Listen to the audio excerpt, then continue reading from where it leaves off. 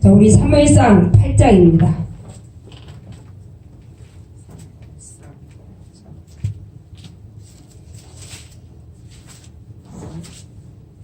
사무엘상 8장 8장 우리 6절서부터 10절까지만 11절 11절 17절까지 우리 함께 합독을 하겠습니다. 6절서부터 17절까지만 우리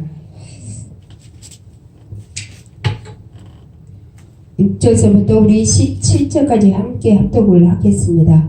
우리에게 왕을 주어 우리를 다스리게 하라 했을 때에 사무엘이 그것을 기뻐하지 아니하여 여호와께 기도하매 여호와께서 사무엘에게 이르시되 백성이 내게 한 말을 다 들으라. 이는 그들이 너를 버림이 아니요 나를 버려 자기들이 왕이 되지 못하게 함이니라. 내가 그들을 애굽에서 인도하여 낸 날부터 오늘까지 그들이 모든 행사로 나를 버리고 다른 신들을 섬긴같이 내게도 그리하는도다. 그러므로 그들의 말을 듣되 너는 그들에게 엄히 경고하고 그들을 다스릴 왕의 제도를 가리키라.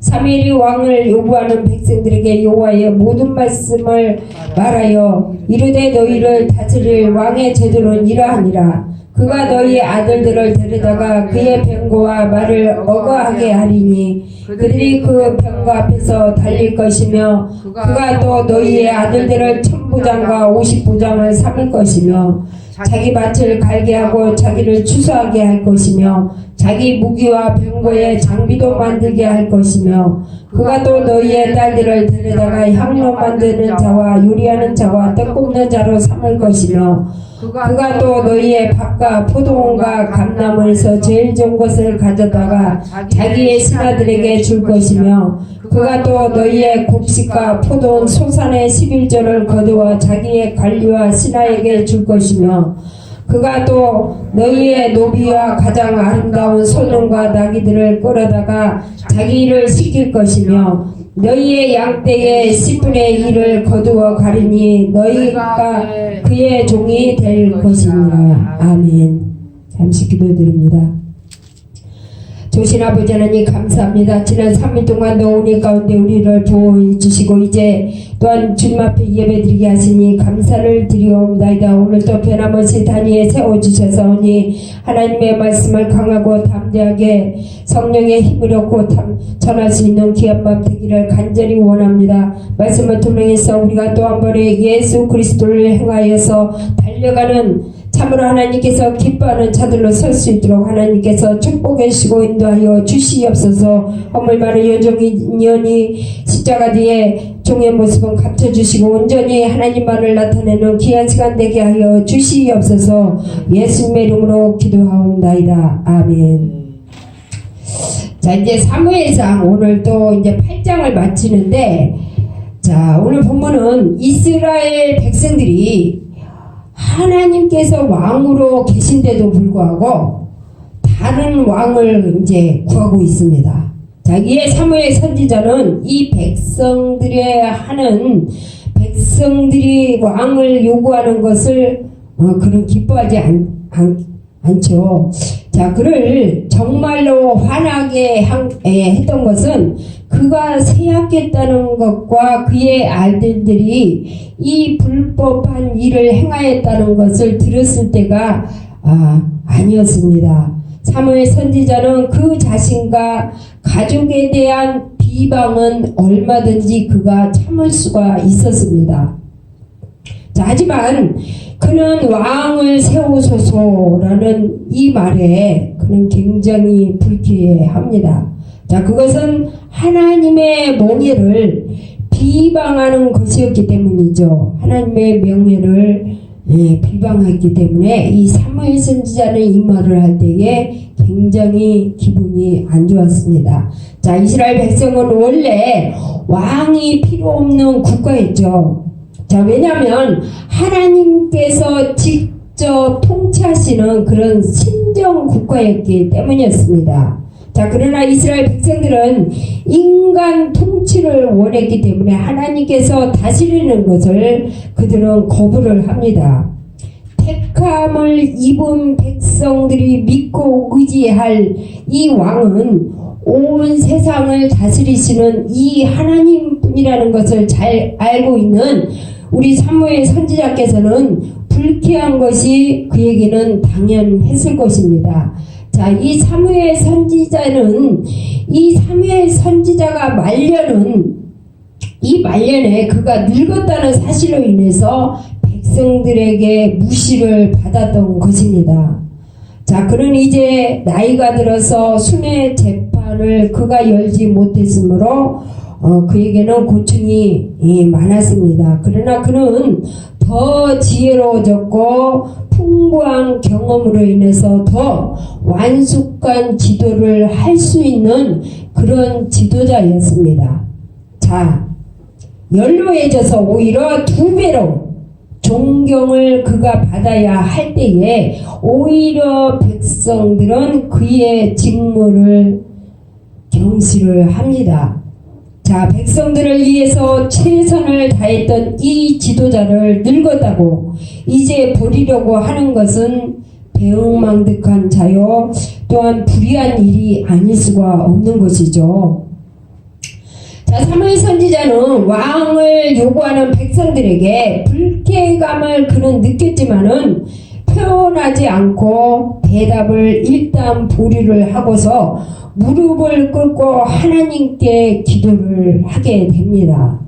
자, 사무엘 선지자의 기도에 의해서 이 블레셋의 40년 통치가 종지부를 찍게 되었습니다. 자, 그는 이제 또 백성들의 요구에 의해서 왕정 문제 또한 하나님께 무릎을 꿇고 기도를 하며 하나님께 아뢰입니다.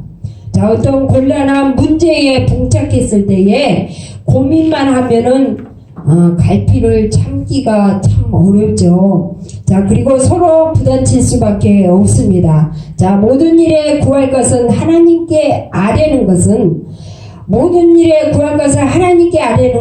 믿는 자의 도리죠. 자, 이런 성도에게도 크나큰 유익이 됩니다. 자, 하나님만이 명쾌한 이 대답을 제시해 주기 때문인데, 자, 이스라엘 백성들은 하나님의 정치 체제를 그들은 싫어합니다. 자, 하나님께서 이스라엘을 다스리신 이 방법을 보다 독특한 신정 정치의 그런 방법이었습니다. 이 사사들의 소명과 이 사명은 직접 하나님께로부터 받은 것이었고, 그들의 국사 또한 그분의 특별한 지시에 따라서 모든 것이 행해졌죠. 자, 이 통치 체제의 구성은 물론 모든 행정에 이르기까지 언제나 하나님의 명령에 의해서 모든 것이 행해지고 있었습니다. 자, 이 가장 안전하고 영광스러운 것이었음에도 불구하고 이스라엘 백성들은 이를 싫어하고 거절하는 그런 우를 범하고 맙니다. 자, 하나님께서 친히 이 이스라엘의 왕이 되셔서 그들의 삶을 인도를 하셨습니다. 그러나 출애굽을 한 이후부터 전 역사를 통해서 신정 정치와 종교적 특권을 경치해왔던 이 이스라엘 백성들은 마침내 이제 인간 왕을 요구합니다. 자, 인격체이든 무인격체이든 하나님 외에 다른 것을 의지하는 행동은 하나님께서 가장 싫어하시는 부분이죠. 자, 하나님께서는 왕을 요구하는 백성들의 진의를 파악하시고 또 그것이 사무엘 선지자를 버리는 것이 아니고 하나님을 당신을 버리셨다는 것을 8절에서 말씀을 하시고 계십니다. 자, 우리 8절 한번 읽어볼까요? 8절. 자, 내가 그들을 애굽에서 인도하여 낸 날부터 오늘까지 그들이 모든 행사로 나를 버리고 다른 신들을 섬긴같이 내게도 그리하는도다. 이스라엘 백성들이 광야 40년 동안 여정 속에 모세의 지도자와 아론을 얼마나 그들이 참으로 원망하며 불평하며 툭하면 돌로 치려고 하고 그랬다는 것을 지금 말씀을 하고 있는 것입니다. 자, 이스라엘 백성들이 왕을 요구한 것은 인간적이나 윤리적 차원의 범죄보다는 종교적 범죄라고 할 수가 있습니다. 자, 이처럼 표면적으로는 인간 대 인간, 그리고 사회와 사회적으로 보이는 것 역시 궁극적으로는 하나님께 대한 범죄라는 것을 우리는 알 수가 있습니다. 자, 하나님께서는 왕을 요구하는 이스라엘 백성들을 기뻐 않으셨지만 사무엘 선지자에게 왕의 제도를 알릴 것을 말씀을 해주십니다. 자, 하나님께서는 우리를 사랑하시기 때문에 우리의 요구를 방해하는 경우가 있는데 때론 우리를 노엽게 생각하시기 때문에 우리의 하는 대로 내버려 두는 데도 있다라는 사실입니다. 자, 이 경우는 이스라엘이 우리에게 왕과 방책을 주소서라고 말함으로써 하나님께서 분노하셔서 그들에게 왕을 주었던 것입니다. 그들의 소욕대로 내버려 두신 것이죠. 자, 사무엘 선지자는 왕을 그들이 요구를 하자 이 왕정 제도가 실시될 경우에 될 모든 문제에 대해서 그는 이제 자세하게 설명을 하고 있습니다. 왕의 제도에서 이 제도란 심판특권법이란 그런 뜻으로 왕은 백성을 다스리고 심판할 권리와 그에 따른 특권이 있게 된다는 것을 오늘 본문을 통해서 암시를 해주고 있습니다.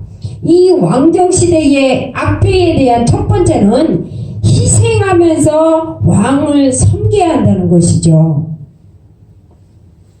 자, 왕은 자신을 시중드는 많은 심부름꾼들과 시종관을 필요로 하고 또한 왕은 그들의 또 말을 이끌 마부들과 병기를 호위하고 또 앞서 달릴 사람들을 왕은 필요로 합니다. 자, 또 경비와 수비병으로 활약할 그런 군인도 필요하기 때문에 젊은 남자들은 다 이제 국가에 병역 업무를 해야 되죠. 자, 희생하면서 왕을 섬겨야 하는 것은 굉장히 무거운 짐입니다.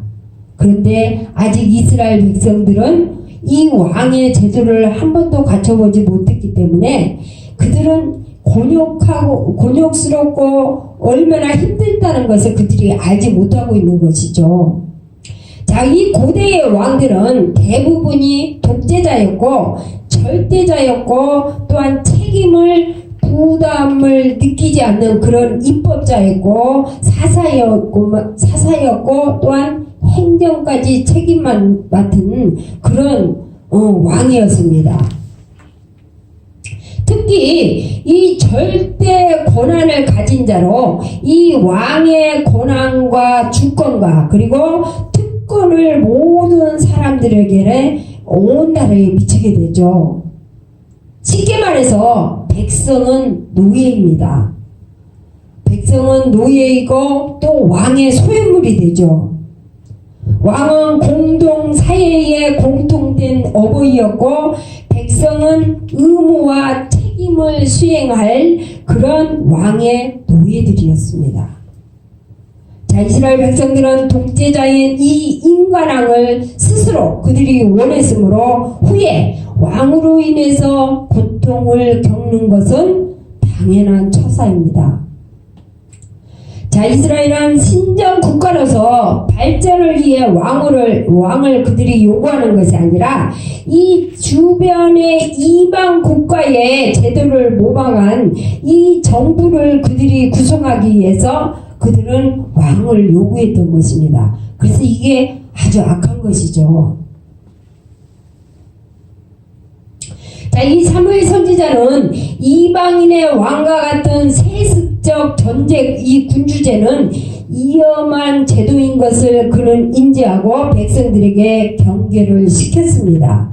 이 사무엘 선지자가 이 왕정 제도의 악배에 대해서 이스라엘 백성들에게 경고한 것은 오늘날까지도 성경을 통해서 우리에게 증명을 해주고 있습니다. 자, 한 국가가 고도로 조직화될 때에 그 국가 자체에 이 절대 권력이 국민들을 괴롭히게 됩니다.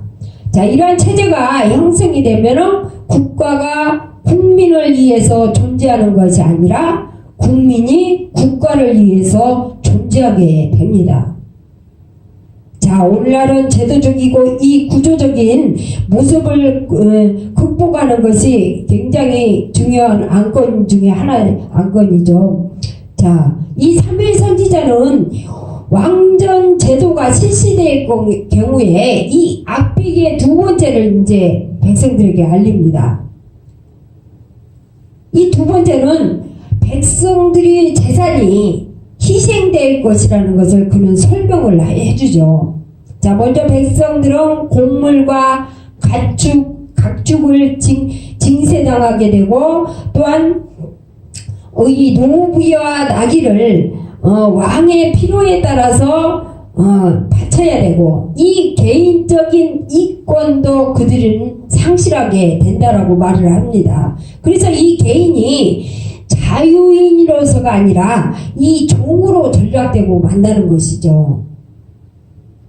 자, 이처럼 왕은 군대만을 요청을 하는 것이 아니라 모든 사람과 그 사이 모든 물에도 그는 권력을 행사하게 됩니다.